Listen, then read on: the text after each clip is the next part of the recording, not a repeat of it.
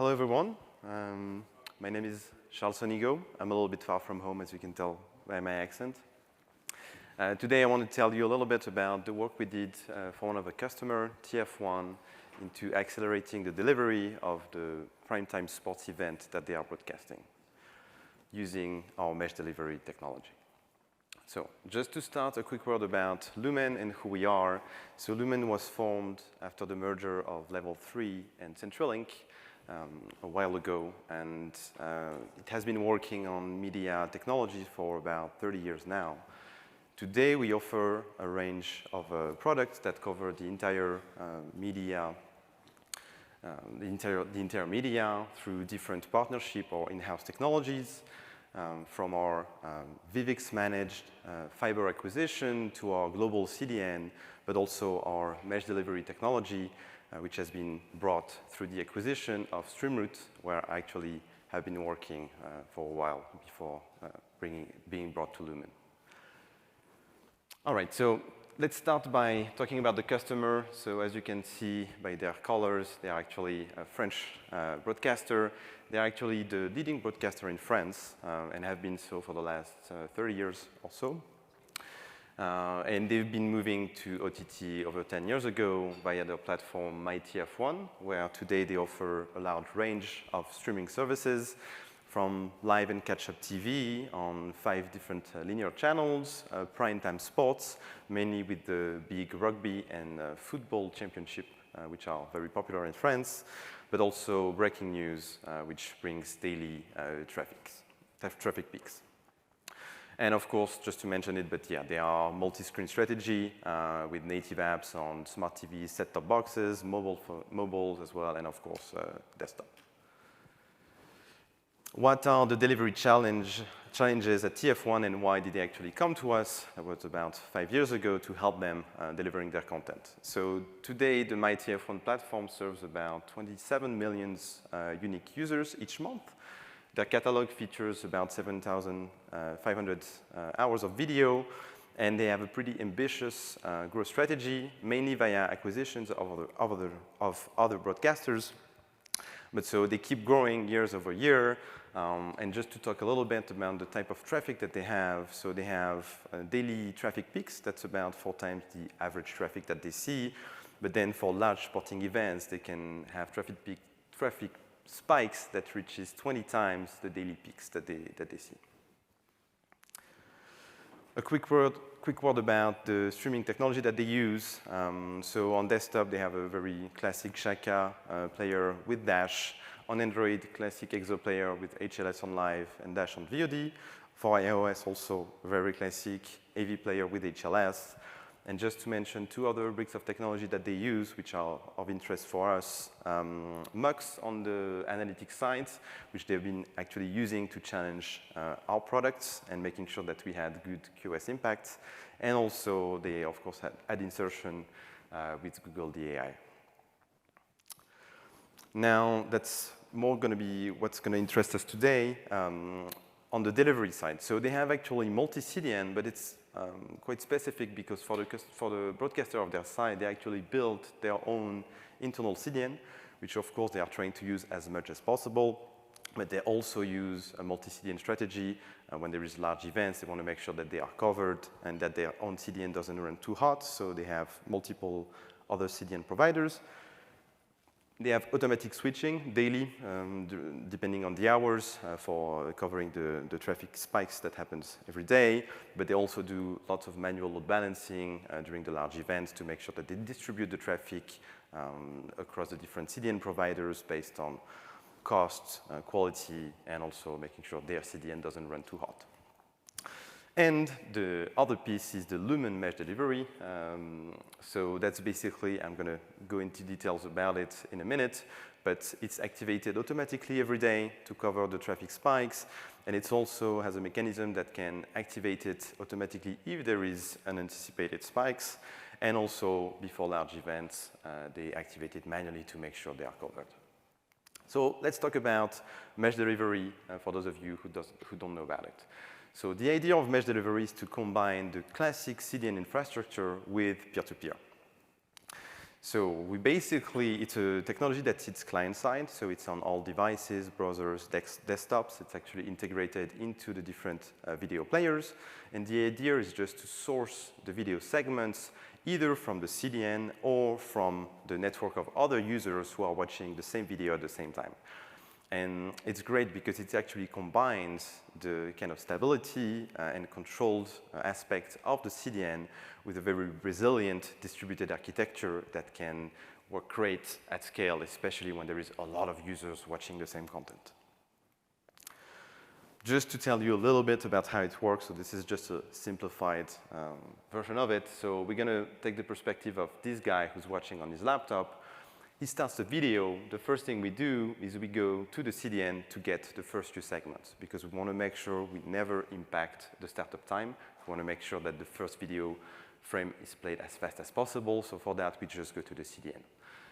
Second, we're going to go to the Lumen backend. We're going to get two things out of it, two main things out of it. First, an optimized configuration. I will talk a little bit about that after, but we need to tune the technology depending on many aspects, and so the client will send us some parameters which will help us know what kind of configuration he should use. And second, most importantly, the list of other viewers which we think he should connect to. And as I will explain later, there is a lot of parameters that comes into play as well to decide who are the best candidates for you to connect to out of all of the people watching the video. Especially, you can imagine for large sporting events where you have around 1 million people watching, you need to decide, there is room for optimization in deciding who are the best peers for you to connect to. Once we have this list of users, our technology will open connections with those guys. Of course, those connections can close at any time because the other guys could leave the stream. So we have to actually have a pool of other people to connect to. Usually, we connect between 10 and 15 people to each individual viewers. And so these connections are actually made using WebRTC, which I guess by now everybody knows, but just to remind it, it's an open source standard that's been maintained by Google and supported by a lot of large corporations. We use just the data channel API part of it, so it's just a subpart of the whole WebRTC pack, but it's basically WebSockets with some added encryption features and on top of the HTTP protocol. You probably heard about it because it's used in low latency live streaming nowadays, video conferencing, and other social applications.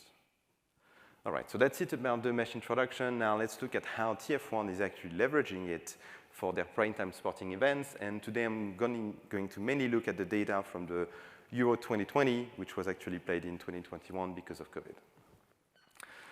So the first aspect that I already kind of mentioned is the scale that the mesh technology allows you to reach. So for the very large sporting events, so the football, European Championship, World Cups, and also on rugby, as I mentioned, the daily peaks can be 20 times what they usually see on a normal peak in the evening. So with the mesh, they're able to cover these huge spikes without needing to reprovision CDN capacity. Basically, the mesh networks bring some elasticity to the delivery, and it can easily absorb the traffic peaks without any inconvenience on their perspective. Because, of course, when you manage your own CDN, you have to monitor the entire infrastructure, and having this sort of elasticity that gives you breathing room is great. Let's just look at some of the shape of traffic. So this is a normal week, so no sporting event. You can see that every day in the evening there is a peak. And for those type of normal weeks, we actually handle around 71% of the traffic through the mesh network. So that's what you see in blue. And so on a normal day, they actually just need to rely on their CDN and the mesh network to deliver most of the traffic. They don't need to use other providers. Now let's look at what happens during actually the Euro 2021. So that's the last week, so some of the biggest matches. We have, so this point is here at the peak of the traffic. We have 1 terabits per second going through the mesh network, 277 gigs going through the CDN. And so that's over 78% of peer-to-peer for the most watched game, which is actually very nice to see with over like 500K viewers. So these are very good results when you can imagine, so on this type of traffic, it's just a lot simpler to handle from their infrastructure perspective. Of course, for this type of event, I mentioned that they will provision some other CDN to make sure that their CDN doesn't run too hot. But this basically gives them a 5 times ratio in terms of scale of what their own CDN can do, and also they don't need to rely and pay other CDN providers too much. Just some numbers about some of the other games. So this is a graphic where you see the audience and all of the games. In blue, you have the number of people connected to watch the game. And in red, you have the offload percentage, so the percentage of traffic handled by the mesh network. We are around 80% and pretty stable across all of the competition.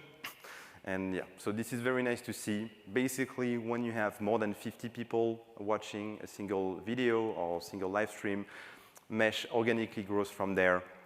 And yeah, the whole infrastructure team is thanking us for the whole tranquility and peace of mind that we are giving them, because their CDN usually doesn't run hot. And yeah.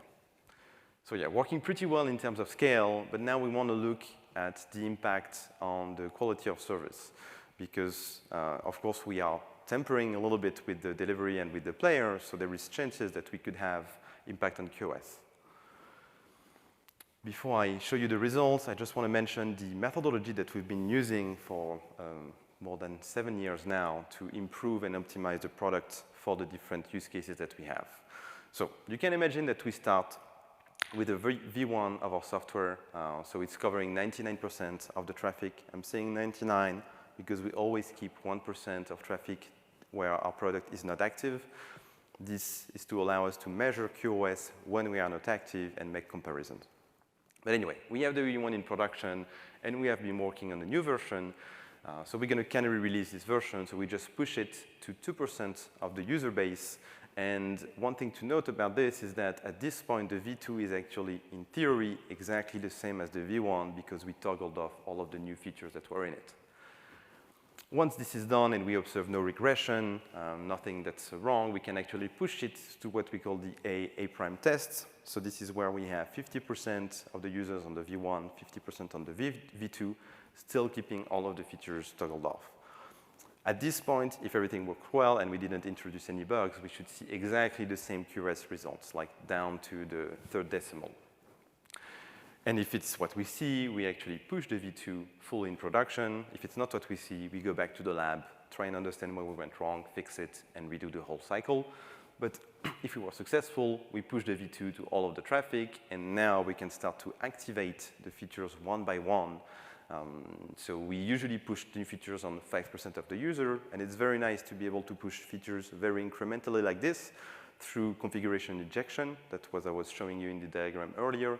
We push specific configuration only on that activates the new features only on a percentage of the users, and then we can in a very isolated manner, understand and analyze the effect of each features. If they are good, we keep them. If they are not, we either tweak them, go back to the lab, and try to fix them.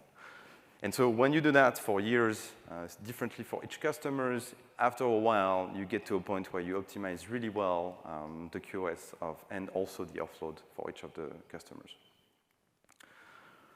So let's actually look at the numbers that we had during the Euro 2021. Just to introduce it, you can see here, so these are the 3 last matches, so some of the biggest. That was the one I was showing earlier. And here is just a graph of the rebuffering that's exactly aligned with the one on top. And you can see here that during fast ramp-up, there is no actual visible impact on the rebuffering. Actually, at this point, it's somehow lower. Here, it's actually pretty stable, and in here as well. And actually, when we look into it into more details, it's pretty much the contrary that happens. The more mesh users are connected to a video stream, the lower the rebuffering rate. So on this diagram here, so you have the rebuffering rate here, you have the number of viewers here, and we drew box plots. So each point of the box plot is actually 5 minutes of data from a single stream. And you can see that the more viewers we have, the lower the rebuffering gets. So there is a lot of reason for that, but the easier one to understand is that when you start to have a lot of people, it's a lot easier for us to find people who will have good connectivity with you.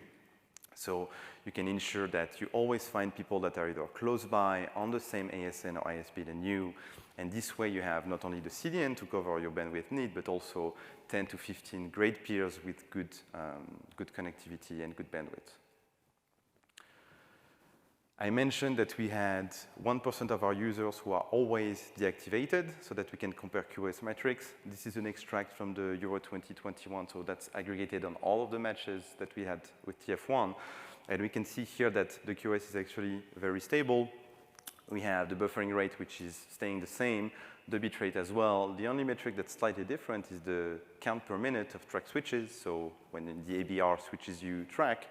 And we actually see that it's lower with mesh. So in general, that means that having mesh plus CDN makes you more stable, and there is less changes in the bandwidth that you observe from the player's perspective.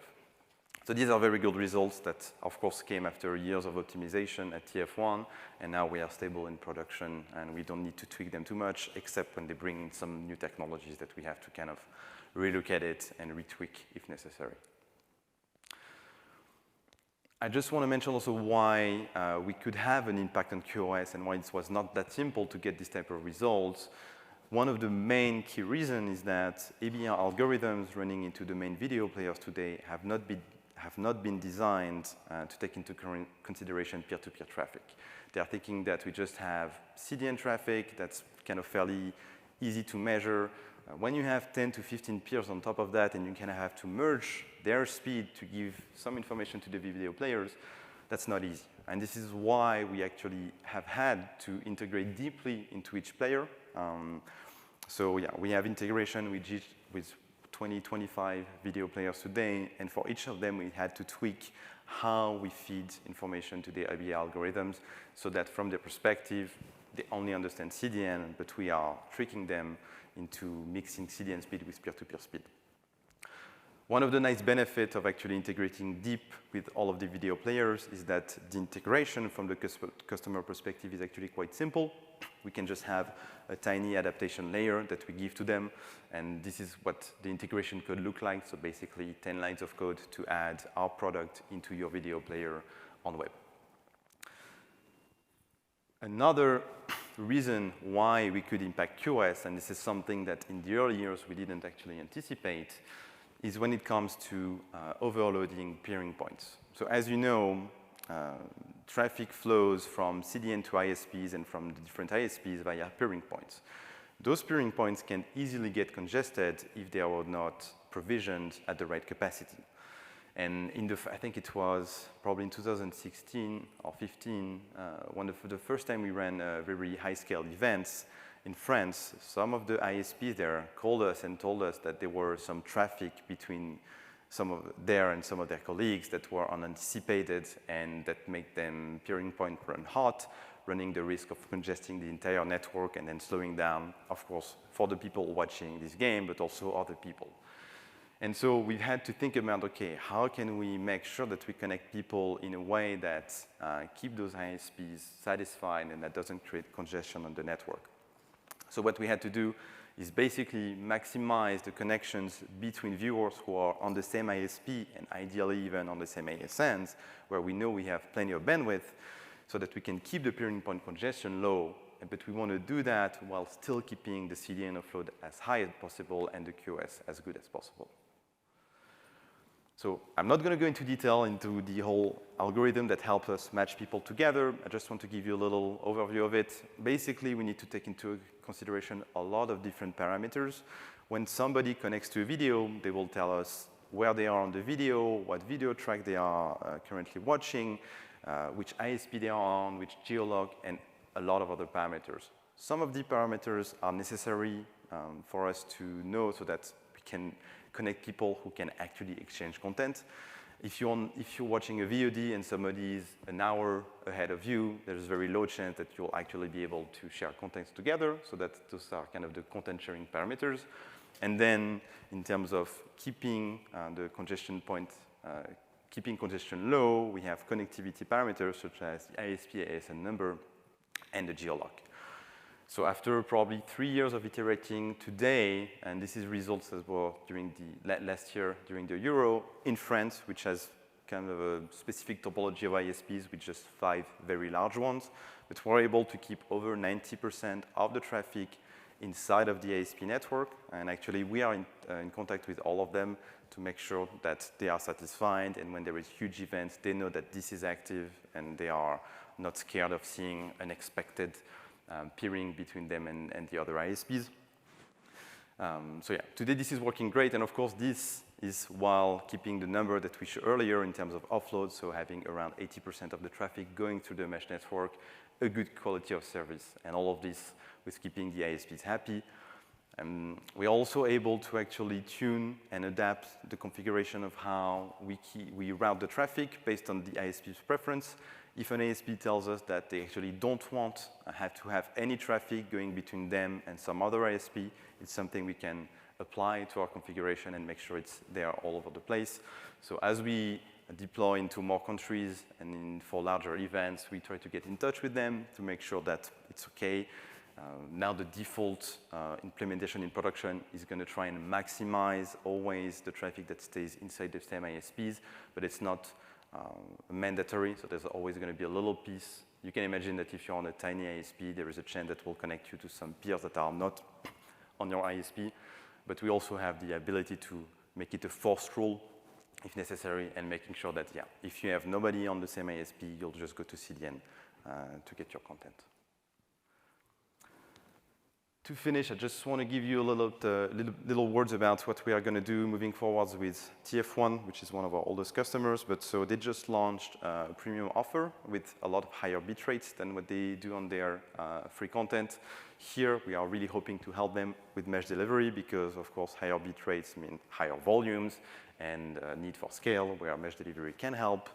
They are also trying to deploy a new 4K and Ultra HD streams, where again, volume is going to be increased a lot, and mesh could help. And last but not least, we have a very new version of our SDK for native platforms, where we have optimized a lot performances, CPU consumptions, RAM consumptions, with the idea of being able to target all of the lower-end devices that exist out there. So mainly set-top boxes, the very small ones, and mobiles, where, again, having mesh deployed on more devices will help us help our customers reach greater scale. And I think that's all I have for today. So we have plenty of time for questions. Thank you for listening.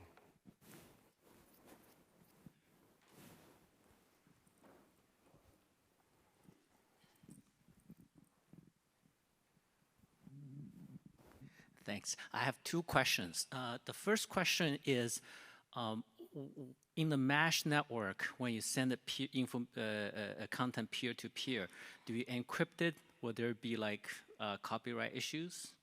It is fully encrypted. The content that we share is the raw segments, which are already encrypted. So it's not information that's been decrypted by the player yet. We cannot even access this ourselves. So we are fully transparent. We are just a link on the network, and we let the player decode and decrypt all of the video segments. Thank you. The second question relates to latency. It seems like your buffering rate stay the same and reduced a little bit. So does that mean you don't introduce new delays? What's the latency for Euro 2021? That's a very good question, actually. So latency is kind of a constraint for us.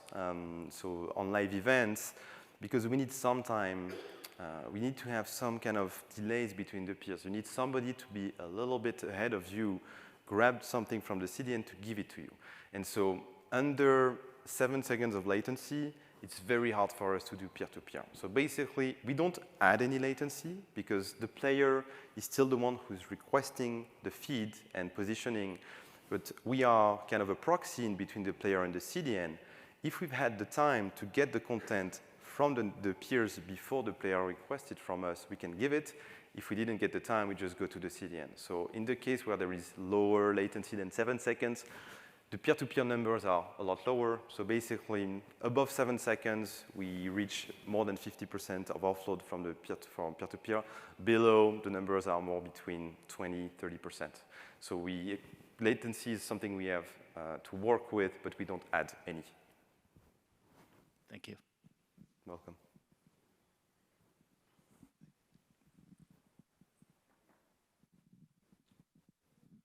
So that's pretty cool for ensuring health of the network, right, and availability. What kind of railguards do you have in place for controlling saturation of your bandwidth, right? So if I'm sharing with all my peers, right, or the other players, you know, how does that max out my connection? Is that, you know, what does it do for my bandwidth caps? How's that controlled? That's a very good question. Okay, so there is a lot to talk about here. First, we have APIs that allow the broadcasters to control and let the users decide how much of their upload bandwidth what they want to use.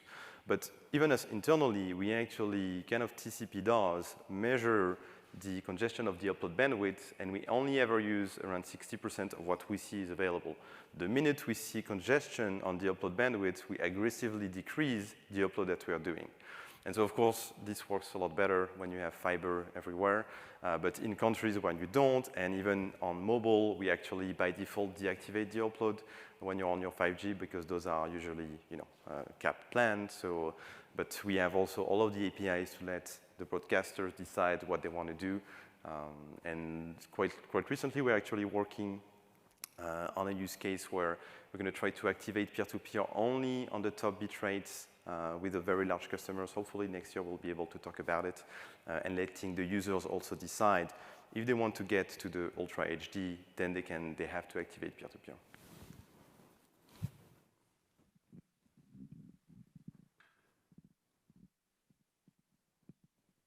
All right. Well, thank you very much for listening.